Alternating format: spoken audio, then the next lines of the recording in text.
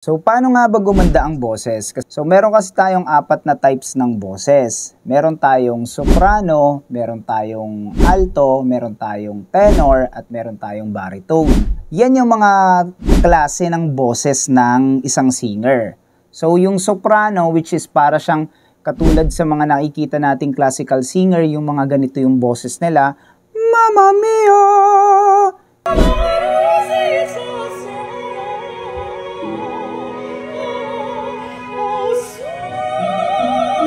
Yan yung pinaka-high pitch ng boses ng isang singer. Pero meron ding alto na mas mababa siya kesa sa soprano. My love has got humor. She's the giggle at a funeral. So ngayon, sa mga babae, soprano at alto sila. Yan ang kanilang range ng boses.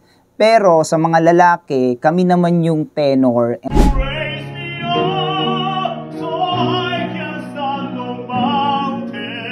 and baritone. Pero may mga lalaki din na kayang kumanta ng range ng alto. Okay? So, si soprano ang pinakamataas, sumunod si alto, sumunod sa lalaki naman, mataas na boses si tenor, tapos pinakamababa yung baritone. Yan yung mga Mamma Mia.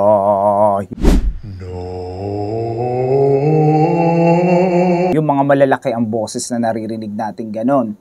So, ang question sa'yo sa nagtanong, ano bang klase ng boses ang gusto mo? Ano ba? Iba pa yung genre ha, kasi may iba't ibang genre din ang type ng ating pagkanta. Like sa musicality, meron tayong tinatawag na R&B, ballad, may pop, may alternative, etc. Marami yan, may rock. Yan ang mga genre ng pagdating sa musicality. So, sa pagkanta, pipili ka ngayon. So, question, Coach, ano po ang bagay sa boses ko? Kung ano yung mga nakakahiligan mong song, ano yung mga naririnig mo na gusto mong pagpraktisan, marahil, dun ka nalalapit sa genre na yun. Like example, mahilig kang makinig ng R&B. May mga alon-alon. So, ang hilig mo, R&B.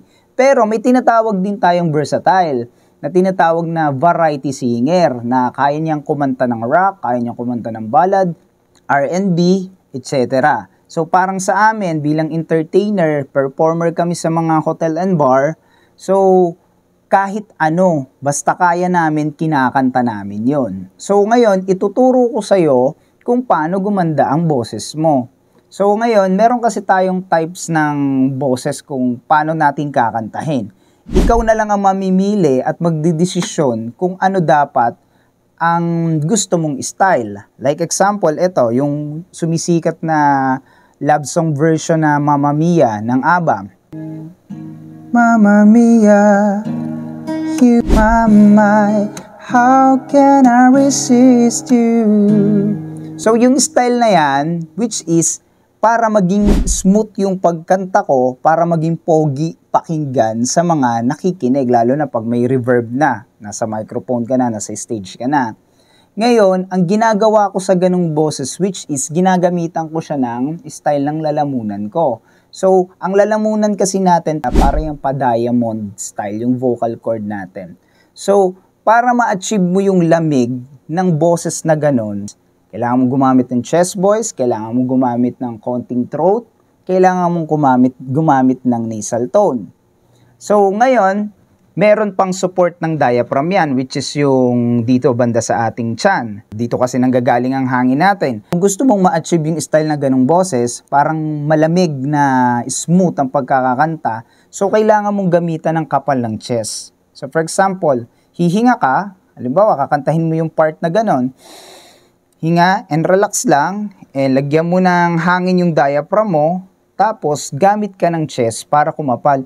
Mamma Mia, ha, ha, ha, ha. Kasi yung mga normal voice, yung mga natural voice natin, which is hindi ganyan ang tunog eh.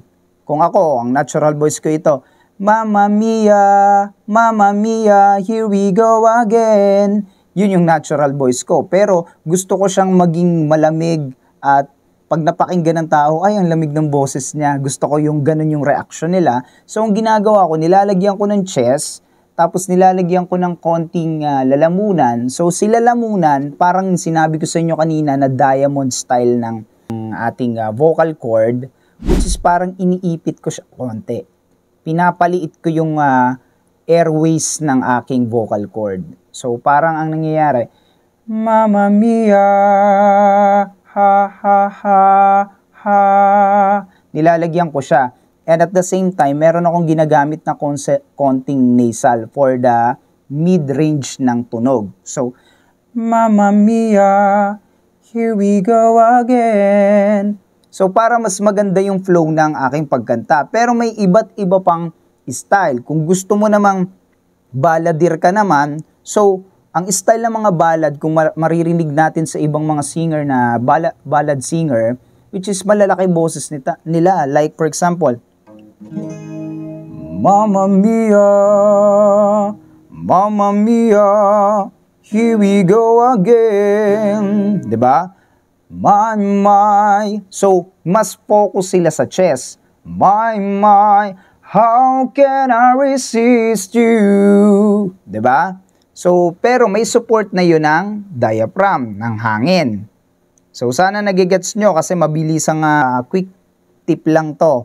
So, meron pa tayong isang tinatawag na yung alto. Yung ginawa ko kanina na boses ko, which is nagre-range ako sa tenor and alto. So, pero yung style ng pagkanta ko nun, may pagka-pop na yung genre. So, okay? Hindi siya rock, hindi siya ano. So, kaya ko sinabi kanina, iba't iba ang type ng genre, iba't iba rin yung type ng boses.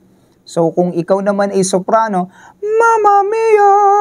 Like yon, ganun ang style na boses na gagawin mo kapag gusto mong maging soprano singer ka.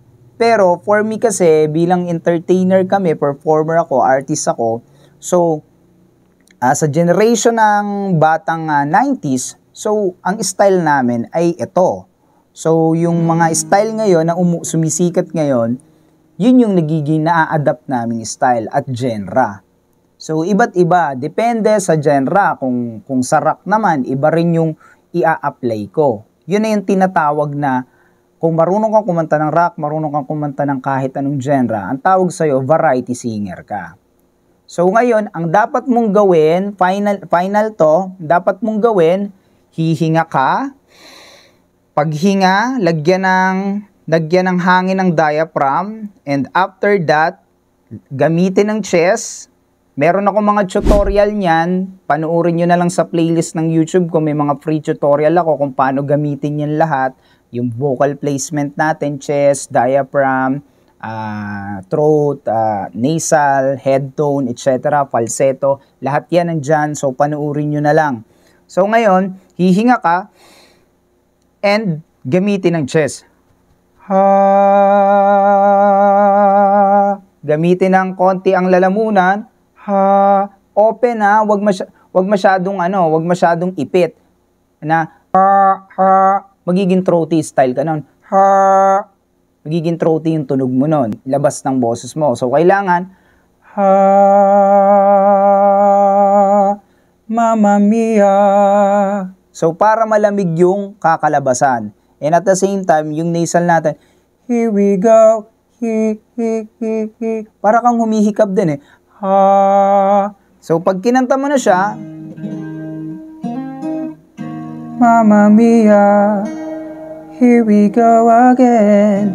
Mama, how can I resist you? Diba?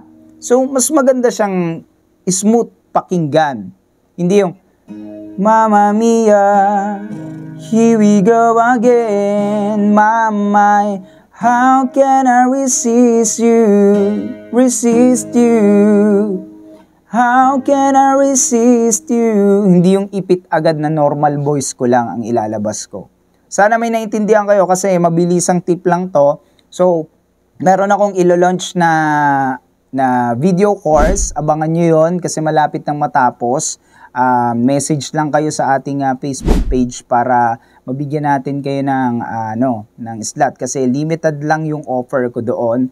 So, murang-mura lang naman to na binibigay ko sa mga interesadong matutong kumanta. Maraming salamat. Sana na may natutunan kang tip para hindi ka masyadong mag-isip kung paano gumanda ang boses. Okay? Thank you so much.